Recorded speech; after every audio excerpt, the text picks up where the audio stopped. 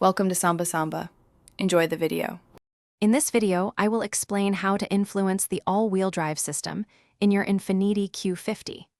While the Q50's intelligent all-wheel drive system is always active, it automatically distributes power to all four wheels as needed for optimal traction and stability.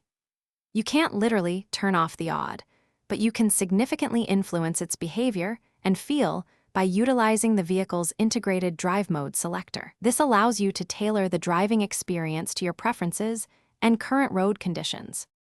To begin, locate the drive mode selector, typically a dial or button found near your gear shifter or on the center console.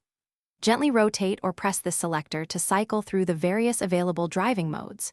Your Q50 offers several options, including Standard, Sport, Eco, and Snow, each designed to alter engine response, transmission shift points, and steering feel. Understanding these modes is your first step to customizing your driving experience. For those seeking a more rear-wheel drive biased feel, the personal drive mode is your key. Once selected, you can delve into the vehicle settings to customize engine, transmission, and steering responses individually. By adjusting these parameters, you can configure your Q50 to prioritize power delivery to the rear wheels more often, giving you a driving sensation closer to a traditional rear-wheel drive vehicle, especially during spirited driving.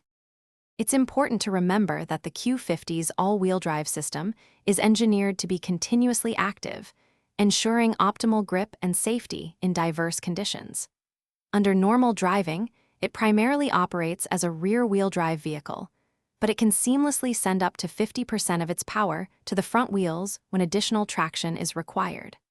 While you can't disable it, these modes offer excellent control over its dynamic characteristics. Thanks for watching. Consider subscribing if we helped you.